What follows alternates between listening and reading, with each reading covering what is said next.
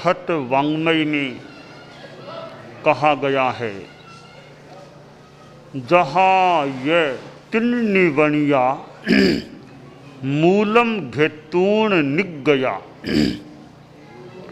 एगोत्थ लह ई लाहम एगो मूलेन आगओ एगो मूलम पिहारिता आगओ तत्थवाणियो ववहारे उवमा ऐसा एवं धम्मे बियाण है।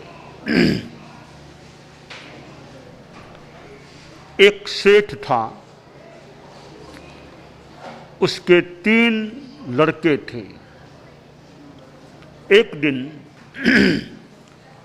सेठ ने अपने तीनों पुत्रों को बुलाया, उनके साथ मीटिंग की और एक वजनदार बात कही कि देखो पुत्रों, अब मेरा जीवन तो ढलान की ओर है, 70 पार हूँ, अब वृद्धावस्था भी है। मैं तो इस अपने गांव में ही अब ज़्यादा रहना चाहूँगा, कमाई धंधे के लिए कहीं बाहर नहीं जाना चाहूँगा। गांव में जो कुछ थोड़ा काम होगा वो कर लूँगा, तो तुम तो अभी छोटी उम्र में हो, अभी तुम्हारा समय है कमाई करने का, बाहर जाने का, धंधा करने का, अर्थार्जन करने का। अब तक तुम लोगों ने कोई धंधा शुरू नहीं किया है, तो आज मैं तुमको तीनों को 1000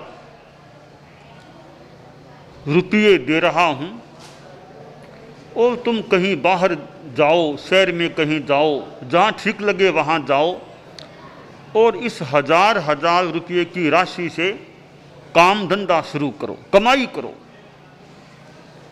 और 12 बरस कमाई का प्रयास करने के बाद फिर गांव आना। जल्दी ही अच्छा मुहूर्त देख तीनों को पिता ने विदाई दे दी। तीनों पुत्र एक शहर में पहुंचे और वहां यह निर्णय किया कि हम अलग अलग अपना काम करेंगे, भले इस शहर में कोई करे, भले और कहीं जाकर करे, अलग अलग काम, पर 12 वर्ष की संपन्नता के बाद इस दिनांक, इस सन में हम इसी शहर के इसी बाजार में इतने बजे तीनों को मिलना है। यह निर्णय कर लिया। अब अपने अपने ढंग से जाएं, काम करें।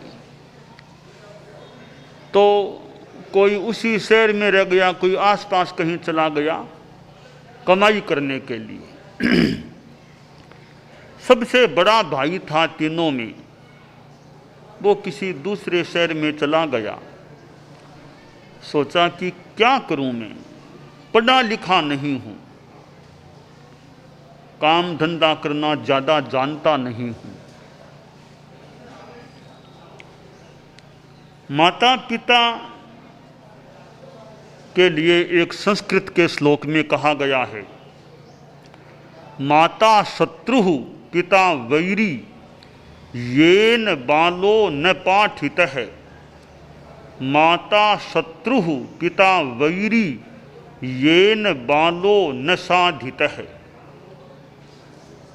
वह माँ शत्रु है और पिता दुश्मन है जो अपने बच्चे को पढ़ाते नहीं हैं, और वह माता भी शत्रु है और पिता दुश्मन है जो अपने बच्चे को संस्कारों से सुवासित नहीं करते हैं। शिक्षा भी जीवन में बड़ी उपयोगी होती है और शिक्षा के साथ अच्छे संस्कारों का भी बड़ा महत्व है। आज जगह जगह विद्यालय हैं, महाविद्यालय भी हैं, विश्वविद्यालय भी कई जगह हैं, विद्यालयों, महाविद्यालयों, विश्वविद्यालयों में शिक्षा भी दी जाती है, शिक्षा के साथ संस्कार भी दिए जाते रहें तो विद्यार्थियों की जीवन की एक महत्वपूर्ण संपदा वह बन सकेगी। शिक्षा प्लस संस्कार, संस्कार जननी शिक्षा, शिक्षा ऐसी हो जो संस्कारों को भी पैदा करने वाली हो। तो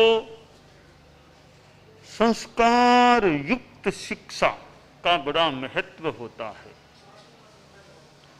अध्यापक पढ़ाते हैं विद्यार्थियों को, भूगोल, खगोल, साइंस, मैथ्स आदि आदि अनेक विषय पढ़ाई के होते हैं। इनके साथ साथ कुछ अध्यात्म विद्या, धर्म की विद्या भी चलती रहे, संस्कारों की विद्या भी चलती रहे, कई जगह चलती भी होगी। तो शिक्षा के साथ संस्कार मिलने से विद्यार्थी में कुछ परिपूर्णता, सर्वांगीणता या बहुअंगीनता आ सकती है। तो बड़े भाई ने सोचा कि मैं पढ़ा लिखा नहीं हूं, क्या करूं?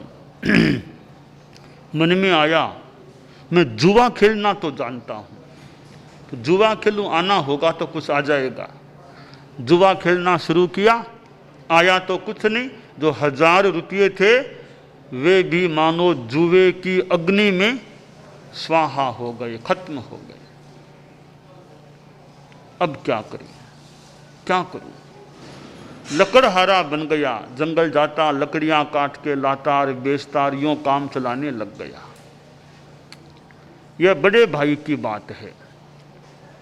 दूसरा जो बीच वाला भाई था, उसने भी सोचा कि क्या करूं, पढ़ा लिखा नहीं हूं। फिर विचार आया कि यह कमाई का श्रम ही क्यों करना है, अपने तो रुपये बैंक में जमा करा दूं, कुछ ब्याज आएगा, कुछ कहीं मांग तांग ऐसे ले लूँगा, काम चला लूँगा, तो बस आराम करो, कोई श्रम की ज़रूरत नहीं है, बैंक में जमा करा दो रुपये, ब्याज से काम चलाऊं। जैसे तैसे काम चलाने लग गया, कमाई कुछ नहीं हुई। तीसरा जो सबसे छोटा भाई था, पढ़ा लिखा भी था, साथ में कोई पुण्य भाग्य का भी योग था, मानो जहां हाथ डाले वही निधान। व्यापार शुरू किया और ऐसा बढ़ा व्यापार मानो शिखर पर चढ़ गया। 12 बरस पूरे होते होते तो करोड़पति बन गया। सोचा अब तो तीनों को मिलना है। उसी जो निर्धारित दिनांक थी उतने बजे उस बाजार में पहुंच गया कि तीनों मिलेंगे। जैसे तैसे फिर तीनों मिल भी गए और तीनों अपने गांव की ओर रवाना हुए। चलते चलते अपने गांव पहुँचे, माता पिता को प्रणाम किया, भोजन किया, स्नान और हो गया। शाम को फिर पिता ने तीनों पुत्रों को बुलाया, फिर मीटिंग की, रिपोर्ट मांगी, बोलो क्या कमाया। सबसे बड़ा बेटा, उससे पूछा बेटा क्या कमाया? बोला पिताजी कमाया कुछ नहीं, गंवाया है, मैं तो जुआ खेला था, वो 1000 रुपये भी आपने दिए थे, चले गए। ठीक है। बीच वाले से पूछा बेटा क्या किया? पिताजी न कमाया न गंवाया, मैंने बैंक में जमा करा दिए थे 1000 रुपये, ये 1000 आप संभालिए, न कम किया न ज़्यादा किया। ठीक है। छोटे वाले बेटे से पूछा बोलो क्या किया? अपना सारा हिसाब का क्रम बताया कि कुल मिलाकर के 1 करोड़ से ज़्यादा की कमाई हुई है, नेट कमाई 1 करोड़ से ज़्यादा की हुई है। पिता का दिल खुश हो गया कि कितनी अच्छी कमाई की है। हम कमाई की दृष्टि से देखें तो पिता के लिए सबसे प्रिय बच्चा कौन सा होगा? छोटे वाला, सबसे छोटे वाला, जिसने इतनी कमाई की थी।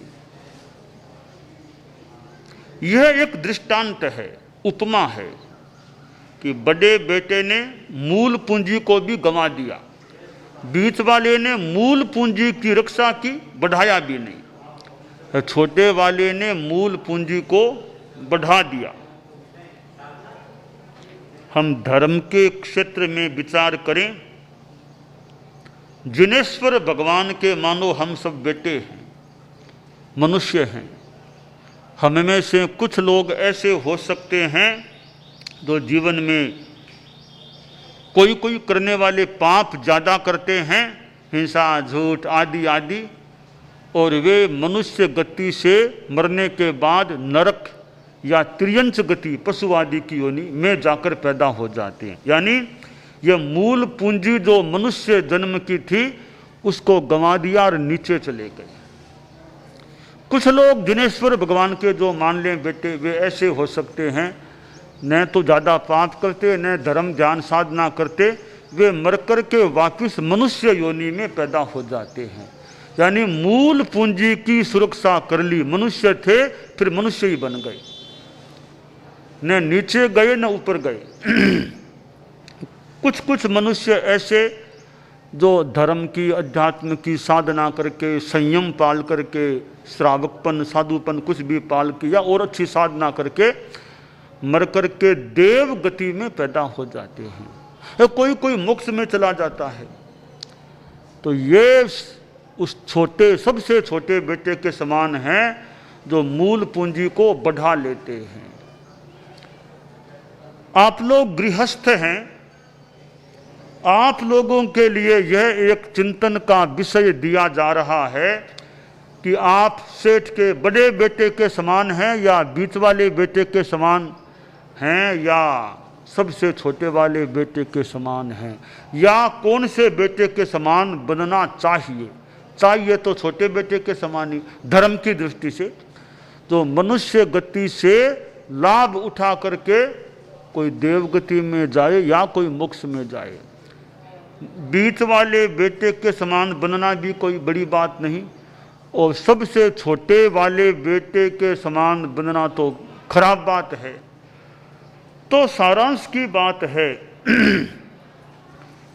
कि आप लोग गृहस्थ हैं, उनके जीवन में भी गार्हस्थ्य में रहते हुए भी धर्म की आराधना का प्रयास चलना चाहिए, धर्माराधना होनी चाहिए। धर्माराधना किस प्रकार? साधु कोई बन जाए फिर तो बहुत ही अच्छी बात है, वो न हो सके तो धर्माराधना किस रूप में चले? जैन धर्म से जो जुड़े हुए गृहस्थ हैं 12 व्रतों को स्वीकार कर लें। एक और मैंने साधना बता रखी है, सुमंगल साधना, और ज़्यादा विशेष त्याग होता है उसमें, हिंसा झूठ आदि आदि का। सुमंगल साधना करे और ज़्यादा संयम गृहस्थ जीवन में भी हो सकता है।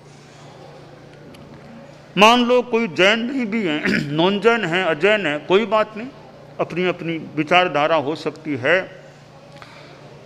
कोई भी हो जैन अजैन, जीवन में आदमी ईमानदारी का प्रयास रखे। Honesty is the best policy. ईमानदारी सर्वोत्तम नीति है।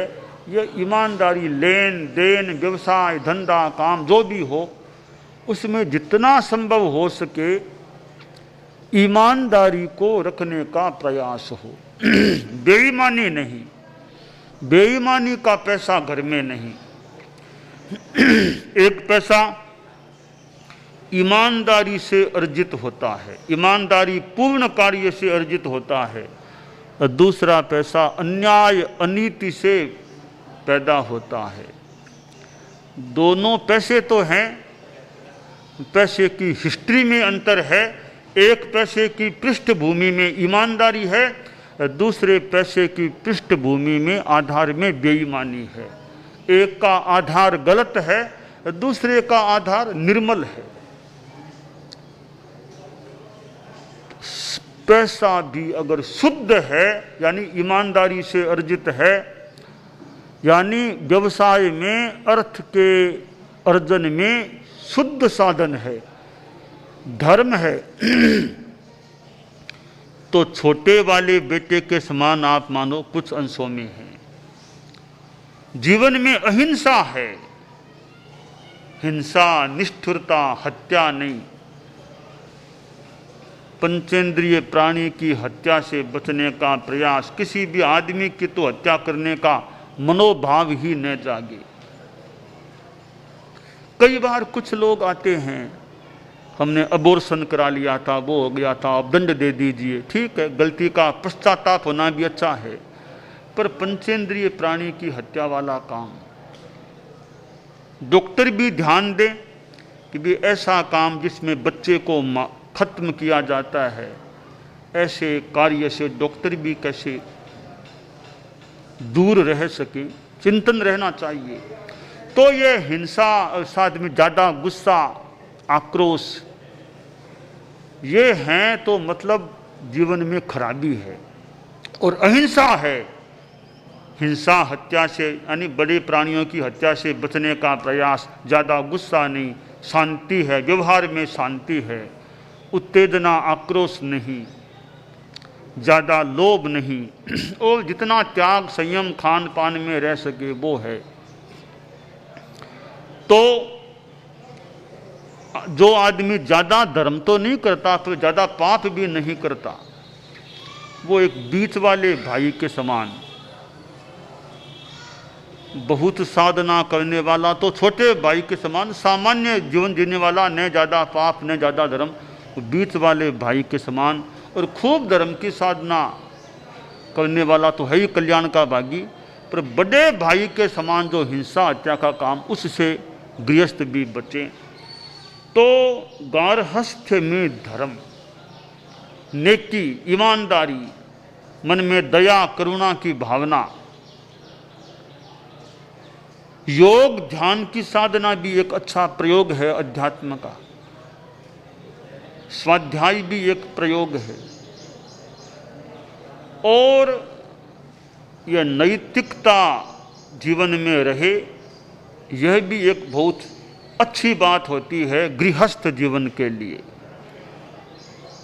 व्यापार करते हैं, पैसा बहुत कमाते हैं, टैक्स चुकाने की क्या स्थिति है? टैक्स में भी अगर झूठ बोलना और कुछ दिखाना, कुछ करना, 1 नंबर 2 नंबर, ये चीज़ें चलती हैं, इसका मतलब कहीं ईमानदारी में कमी हो सकती है। कोई यह सोचे कि हम टैक्स चुका देंगे, टैक्स लेने वाले वो खुद खा जाएंगे, तो बीच में वो खाएंगे वो जाने, तुम तो मत खाओ ना, पहले तुम तो मत खाओ, कम से कम उनकी वो जाने, उनकी आत्मा जाने। तो वो खाएंगे, थोड़ा पहले मैं ही खा लूँ, यह नहीं सोचना चाहिए। तुम अपना शुद्ध रहो, उनकी वो जाने। दूसरों पर इतना ध्यान न देकर खुद पर ध्यान दे आदमी, मैं तो अच्छा करूं, मैं गलत काम न करूं। तो टैक्स की भी चोरी है, तो वह भी एक प्रकार से ईमानदारी में कमी की बात है। तो जीवन के हर पहलू में गृहस्थ भी ध्यान दें, ईमानदारी पूर्ण व्यवहार कितना रह सकता है। पैसा संपत्ति है तो ईमानदारी भी कितनी बड़ी संपत्ति है। एक छोटी संपत्ति के लिए बड़ी संपत्ति को गंवा देना भी तो एक अज्ञानता या मूर्खता या मूढ़ता की बात हो सकती है। तो ईमानदारी की संपत्ति आपके पास में रहे, वह संपदा आपके पास में रहे। ईमानदारी की अच्छी संपत्ति है तो बेईमानी से करोड़ों कमाने वालों की अपेक्षा आप ज़्यादा संपत्तिमान हैं जिनके पास ईमानदारी की संपत्ति है। तो जो दृष्टांत में बताया गया, सबसे छोटा भाई तो खूब कमाई करने वाला, धर्म की दृष्टि से कमाई करने वाले आप लोग रहें, खूब जीवन अच्छा रहे, ऐसा प्रयास रखें। मंगल कामना।